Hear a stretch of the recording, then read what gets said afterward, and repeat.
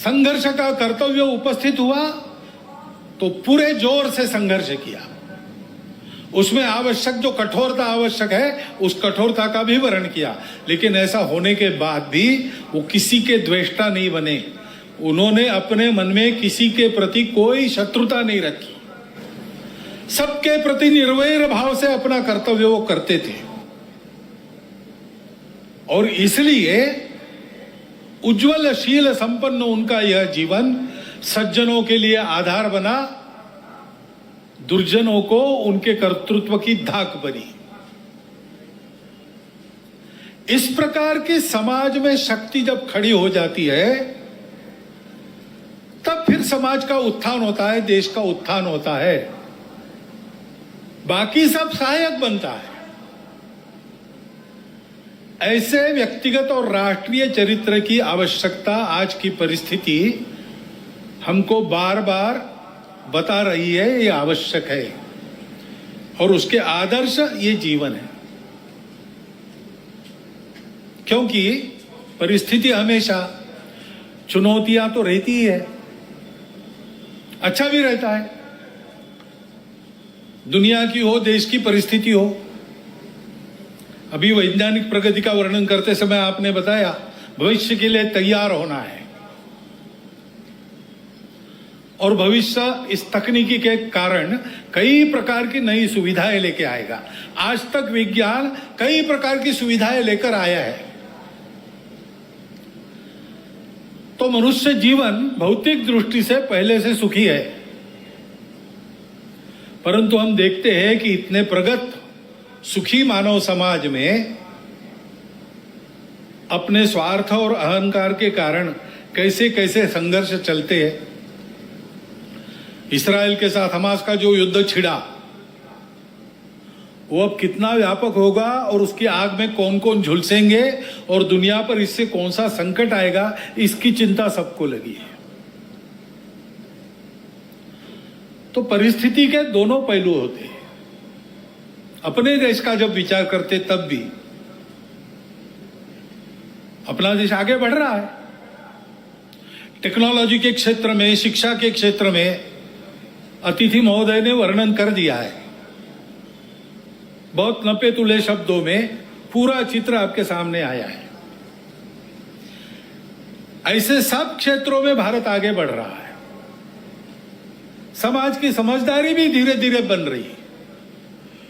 उसके परिणाम स्वरूप हम ऐसा देखते हैं कि जम्मू कश्मीर के चुनाव भी शांतिपूर्ण ढंग से संपन्न हो गए। इसका ही परिणाम हम देखते हैं सारे दुनिया में। भारत की साख बढ़ी है, प्रतिष्ठा बढ़ी है। वसुधैव कुटुंबकम का हमारा विचार सबको स्वीकार्य है। हमारा योग सारी दुनिया में एक फैशन बनते जा रहा है, लेकिन केवल फैशन नहीं बन रहा है, उसका जो शास्त्र है, उसकी जो परिणाम है, उसको भी दुनिया स्वीकार कर रही है।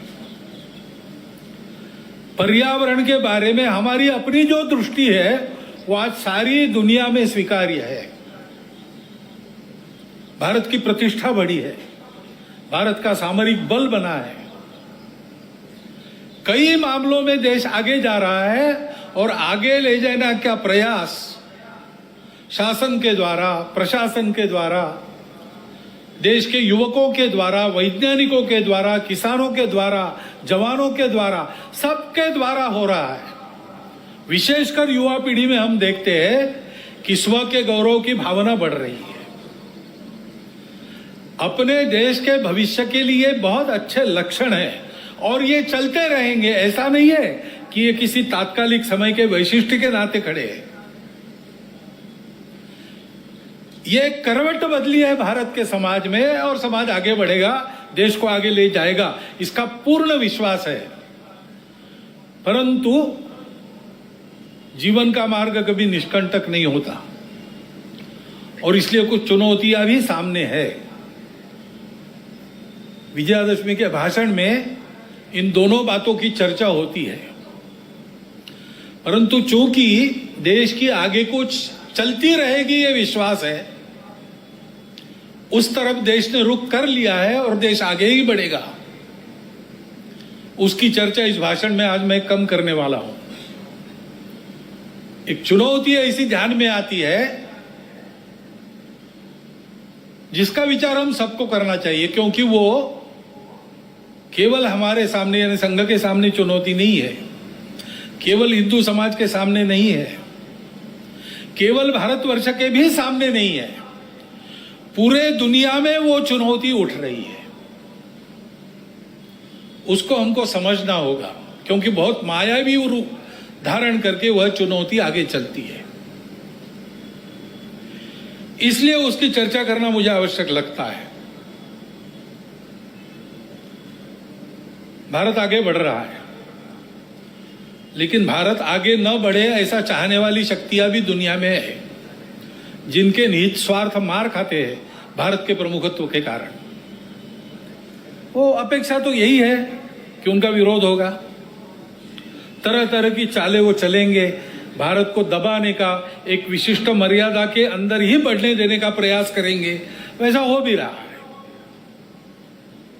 क्योंकि आखिर अभी तक भारत छोड़कर बाकी विश्व ने अपने स्वार्थ की बलि देकर भी दुनिया को बड़ा करने का मार्ग पकड़ा नहीं है। हम ये करते हैं, आज भी कर रहे हैं, सबको मदद करते हैं। हमारी शत्रुता करने वालों को भी आवश्यकता में मदद करने वाले हम हैं। शांति रहे इसलिए अपने हितों का बलिदान भी हमने कई बार किया है और करते हैं। ऐसा स्वभाव दुनिया में नहीं है, और इसलिए भारत आगे बढ़ रहा है या कोई भी देश आगे बढ़ रहा है, कल चल के हमारा स्पर्धक बनेगा ऐसा डर जिनको लगता है, वो उस देश में तरह तरह के उत्पाद करने में कम नहीं करते। भाषा तो विश्व बंधुत्व की होती है, परंतु वो वहां तक ही है। अपने निहित स्वार्थ ठीक रहने चाहिए, अपनी सुरक्षा को धक्का नहीं लगना चाहिए।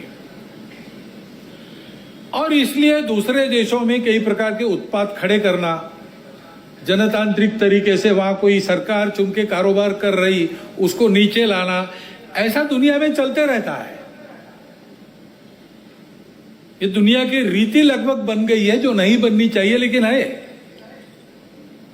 अब हमारे पड़ोस में ही बांग्लादेश में क्या हुआ, उसके कुछ तात्कालिक कारण और पहलू है, ये बात ठीक है, लेकिन इतना बड़ा उत्पाद तो उससे नहीं होता।